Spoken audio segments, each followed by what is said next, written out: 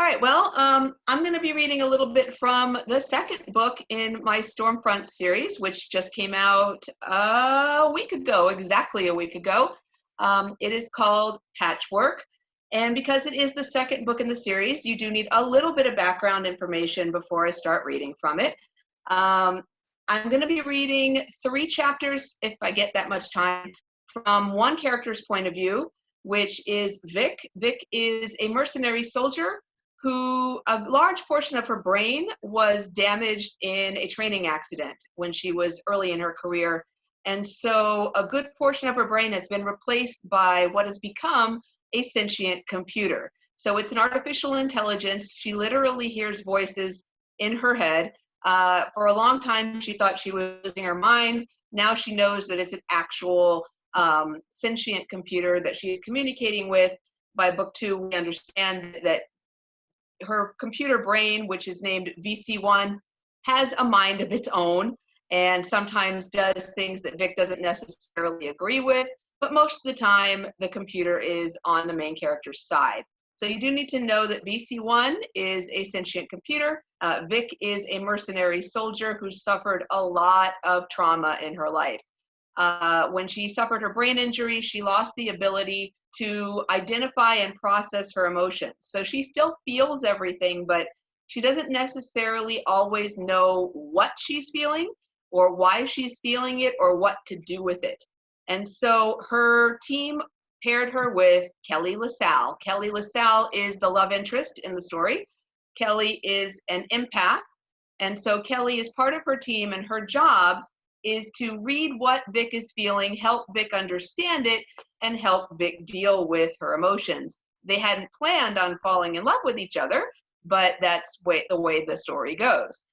2 other characters you will meet are Vic's other teammates, Lyle and Alex. Lyle and Alex started by treating Vic like a machine in book 1, but they have grown to accept her as the human being that she wants to be and still hopes she is. And so now she's a real member of their team and treated as such. Her biggest issues are that her corporation, the Fighting Storm, they own her. She is viewed as property. She is treated by most people as a machine. So it's kind of a nice touch when her teammates don't treat her that way. And of course, Kelly never treats her that way because Kelly knows that Vic feels emotions and understands what Vic feels.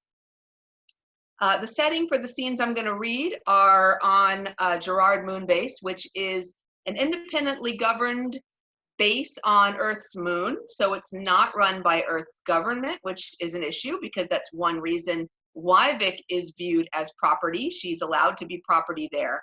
And it's kind of like a small city, in the center of which is a large dome with a lot of shops and bars. It's a circular, like a promenade area with gardens in the middle.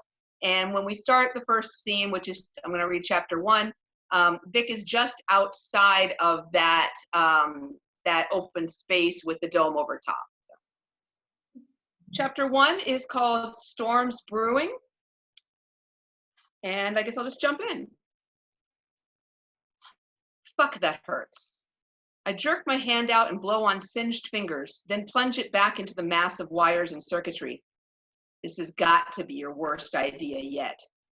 I spare the minutest of glares for my teammate Alex before returning my attention to the open control panel in front of me. Maybe if you weren't hovering, I'd have this done by now. In the distance, across Gerard Moon Base's central hub promenade, I detect gunfire, my enhanced hearing differentiating between the legal to carry in a controlled environment adjustable laser kind and the I'm a fucking moron getting desperate projectile variety. A sound like hailstones on a tin roof confirms the existence of the latter. Idiots. If the bullets don't pierce the walls and waste the base's precious atmosphere, they're just as likely to ricochet and hit an unintended target. Has it occurred to you that I don't want you to be done? His boots shuffle from side to side across the steel gray flooring. Yeah, it has crossed my mind. The fight broke out. I consult my internal chronometer, bringing up the display behind my real-looking, very manufactured brown eyes, all of 15 minutes ago. It feels like an hour. I'd had a spoonful of Kelly's delicious vat-grown chicken pot pie halfway to my mouth, steam rising off the mixture of crust, sauce, potatoes, and poultry, when the call came in on my embedded comm unit. Merc disturbance, Alpha Dog Pub, shots fired. Local law otherwise engaged, Team 1 respond and assist. Kelly slammed her spoon onto the table. You're leaving, she said, again. I blinked once before remembering that she knows when I check out on her.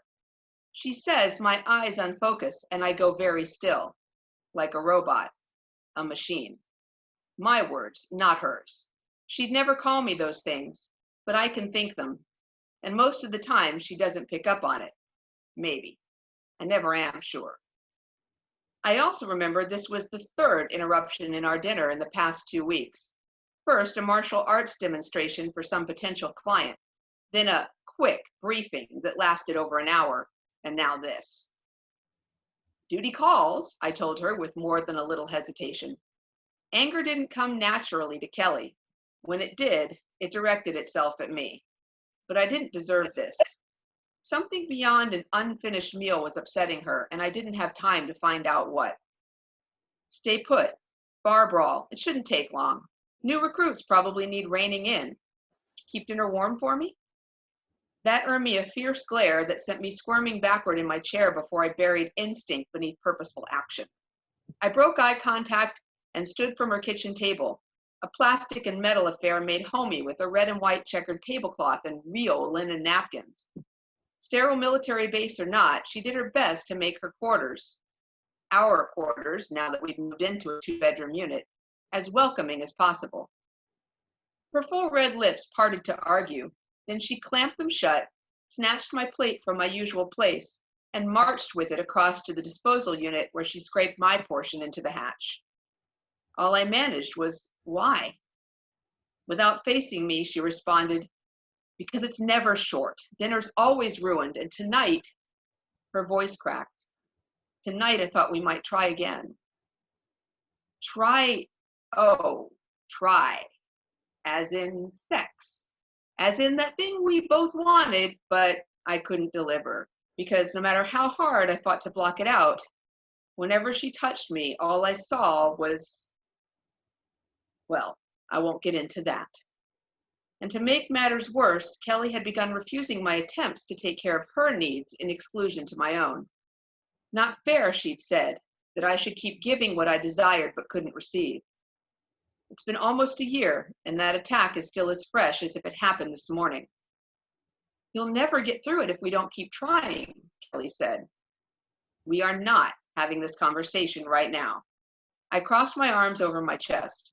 I'm a soldier. I need to be able to function without running to you for help. Eventually, I'll work through it on my own. But you aren't, she said in a small voice. Hence the 2-bedroom apartment. Sometimes it's fine, sharing a bed with her. Other times, not so much. If I'm in the middle of a nightmare and my body comes into contact with hers, things get dangerous for Kelly. I haven't hurt her yet, but I can usually recognize when I'm edgy and need to sleep alone. The fact that that's become more frequent was not something I wanted to be reminded of right then, though. I whirled and half walked, half ran from the kitchen, aware she called after me, but I was through the archway, crossing the living room that separated our bedrooms, and out the door before she could make me feel any guiltier than I already did. Not my fault, none of it, and she knew that. Frustration talking.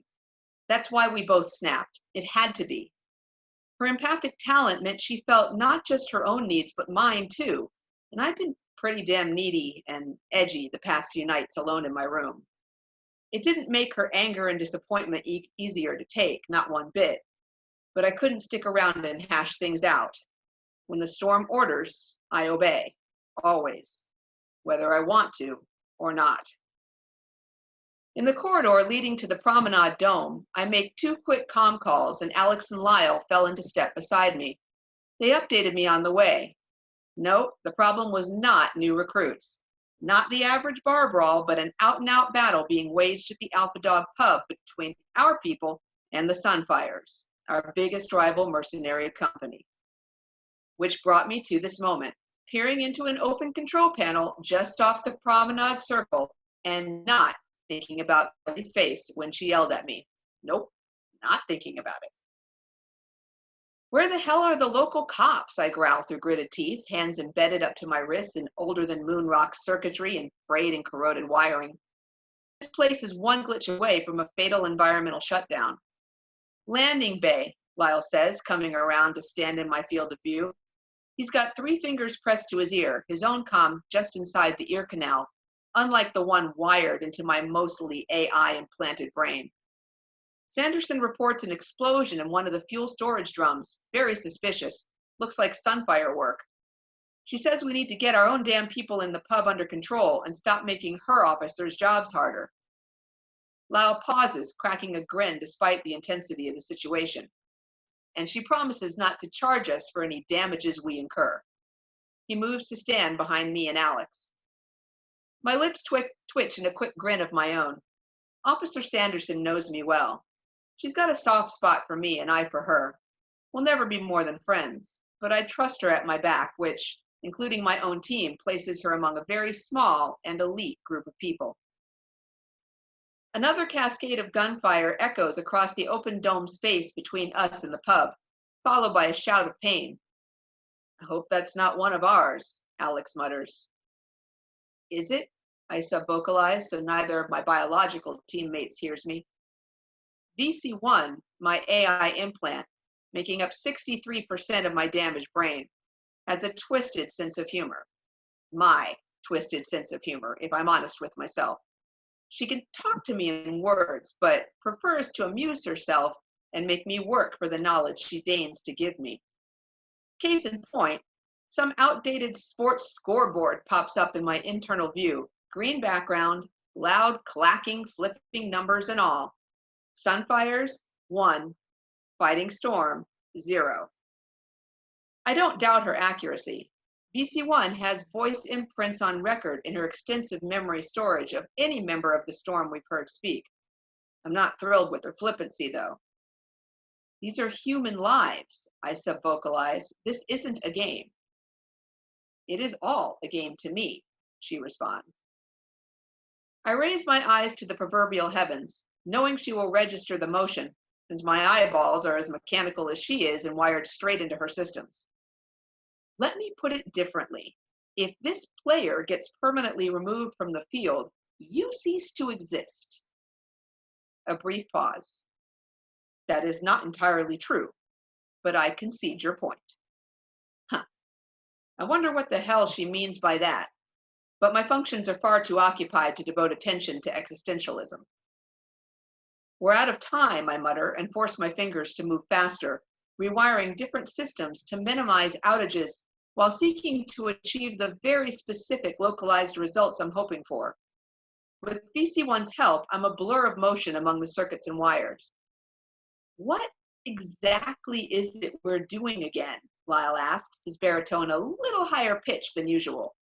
He's more muscled than mechanic, but even he knows that messing around in a panel clearly marked as hazardous and high voltage with bright orange glow paint is a bad idea. You aren't doing anything except providing backup if possible. I, on the other hand, am... I break off as I make the final connection, and the lights in every shop, restaurant, and entertainment venue, along with the overhead illumination panels in the center of the promenade dome leading to them, go out. This, of course, is followed by added screams and shouts of confusion from those taking refuge in all the businesses. Vic, Alex whispers, leaning in so closely I can feel his breath on my cheek.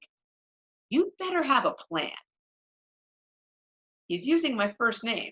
I've really got Alex spooked. At least he's not calling me VC1 anymore.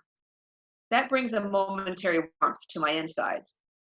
They know VC1 is a separate entity, even if the rest of the fighting storm doesn't.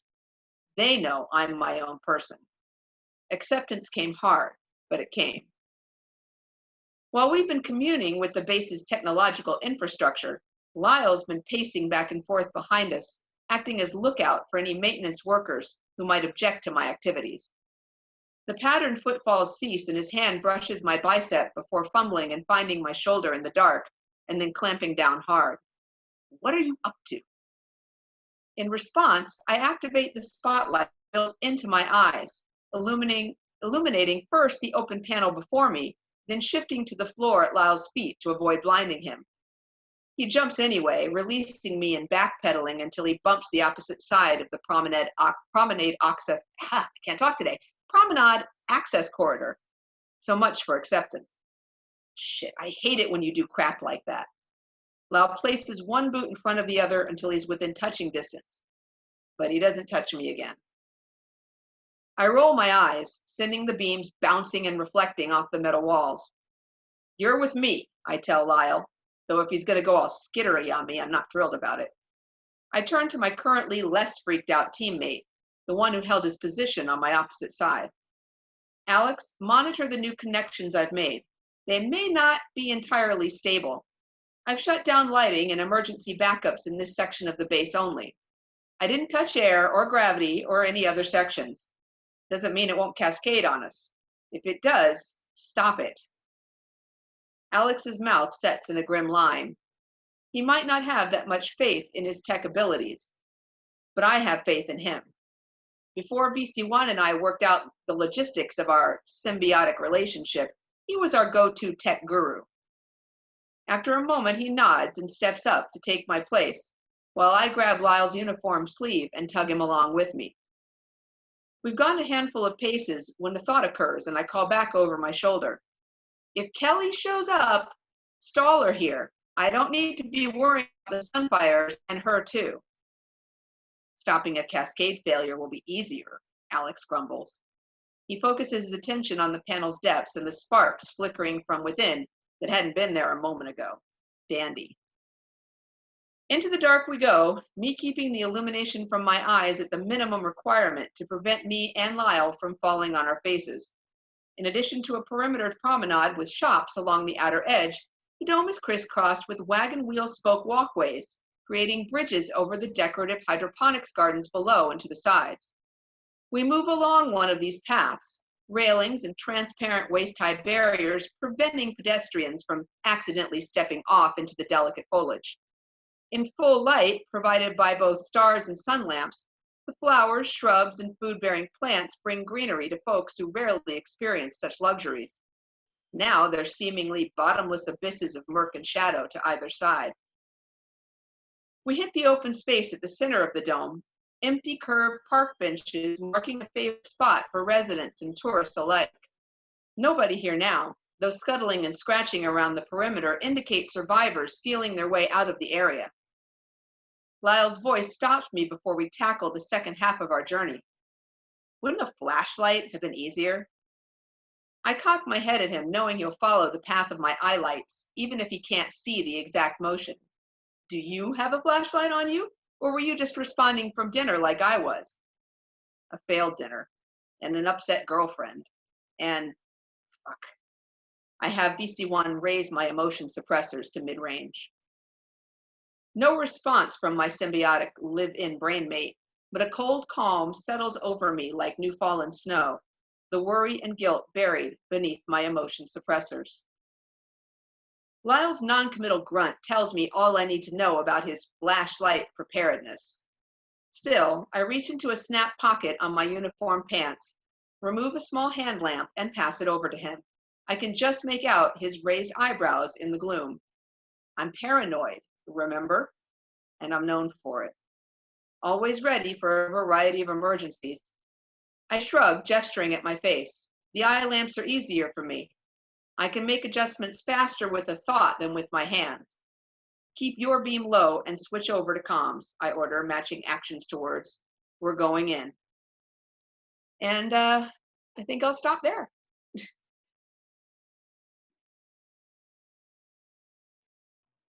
So hopefully that gives you an idea of the type of thing I write. I write high action, female romance, always kick-ass female protagonists and supporting roles, usually science fiction, occasionally fantasy or urban fantasy, but mostly science fiction at this time. I have 3 books out. Vicious Circle was my first novel. It is unconnected to this series. And then I have 2 books so far in this series, Threadbare and Patchwork, with the third appearing hopefully next fall, called Woven. And we're in edits right now on that one. So it looks like about 5 minutes left if anybody has any questions. Sure. Since we've been sequestered, how has your writing process changed? You mean it's gone from heavy to non-existent? I've tried working on a couple of projects that I had started and abandoned a long time ago. Nothing is coming. Luckily for me, Patchwork released, and then I had blog posts to do and interviews and that kind of thing. So it gave me things to do that kept me in the writing world. And my edits for Woven arrived from my editor today. So at least I will be working on that. So I won't feel like I'm not using this time productively, but it's really hard to create new words when your whole world just got flipped. So I'm sure you guys can relate to that too. Oh, yeah.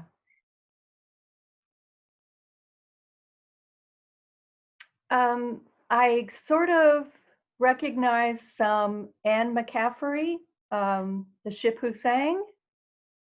I got to tell you, that's one of my favorite characters of all time. Definitely a little of her. Anne McCaffrey was one of my formative author heroes. And I regret that I was supposed to meet her. I was supposed to meet her at Dragon Con.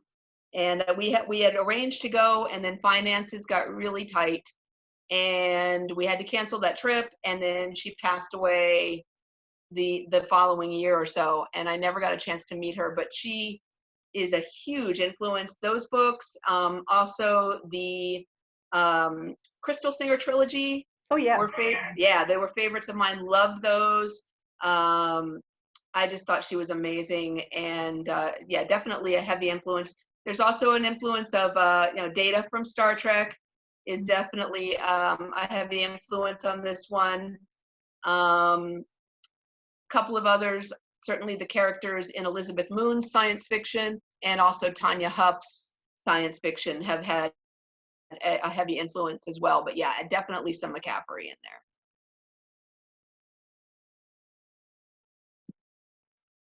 You're mute, Tiffany.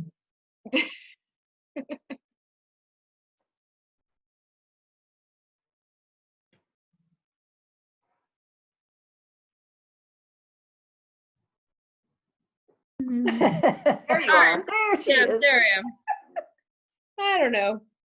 That should seem the most obvious. Yeah. Anyway,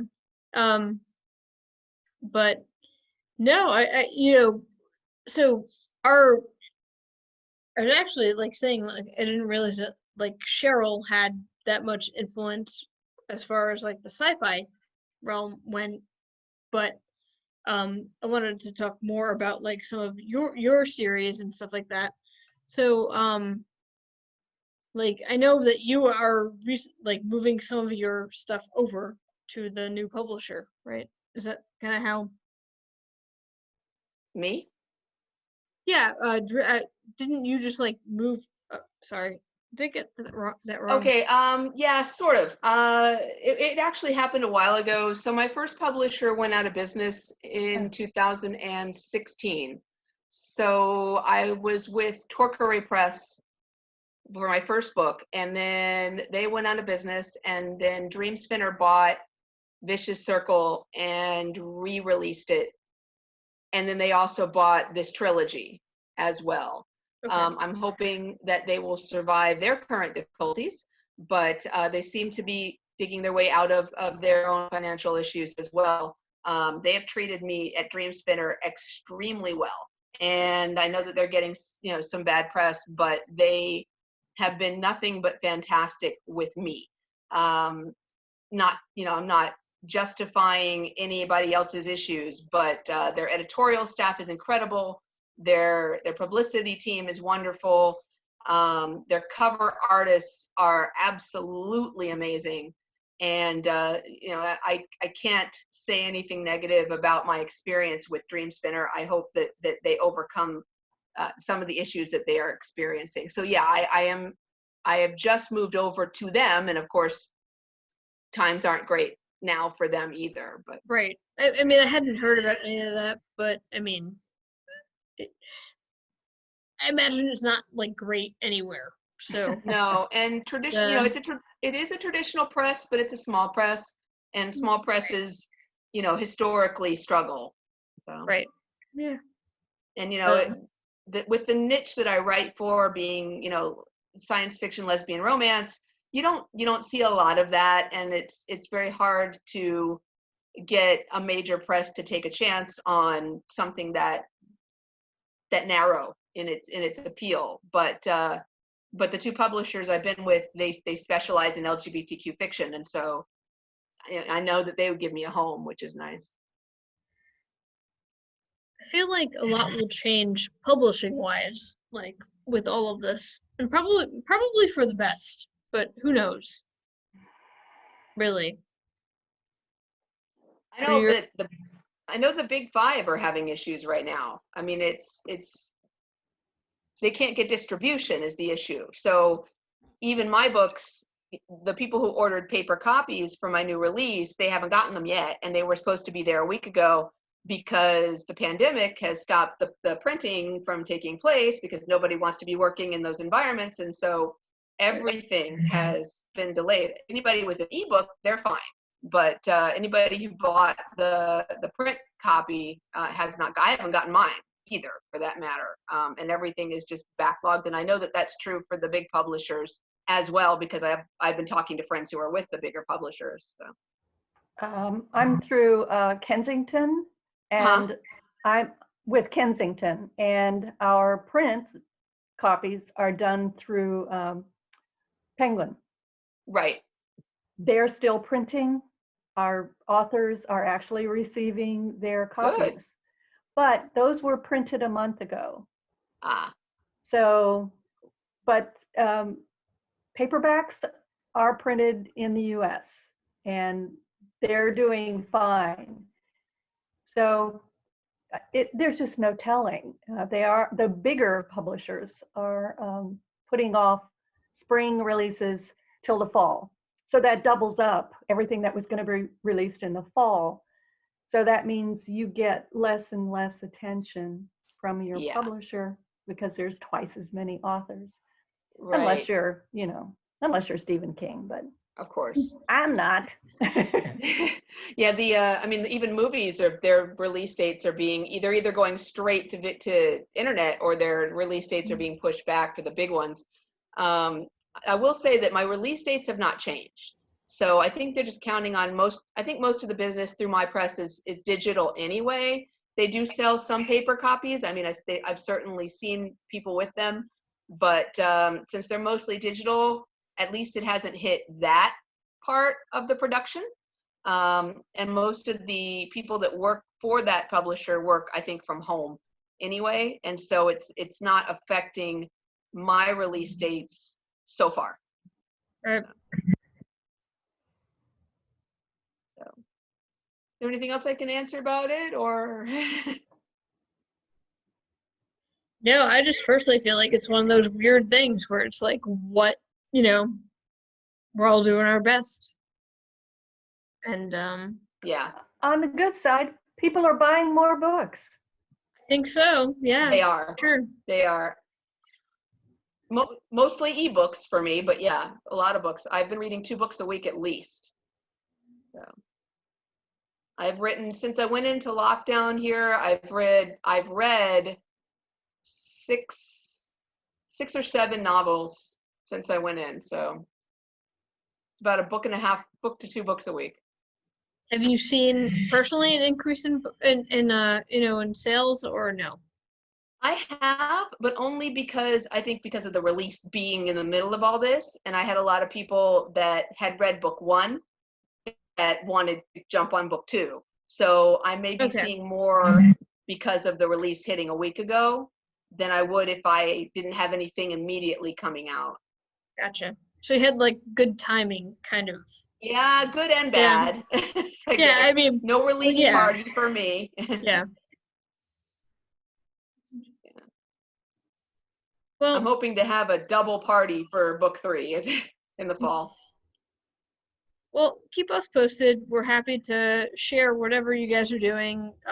You know, even though we're down here in Tampa Bay, like we are good friends to the folks up in you know, Orlando area. So, yeah, just keep us posted and we will share your event. So, Excellent. I all right. have, I know my spouse and I have come out and presented to several groups out in Tampa. We presented to the RWA chapter over there, and then we also presented to Tampa Writers Alliance several times. So we really love the thriving writing community that you all have over there. It's great.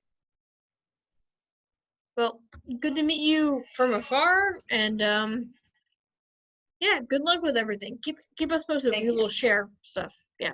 I will. Thank you so much for having me. All right. Good night. Bye. Have a good night. Stay safe. You too.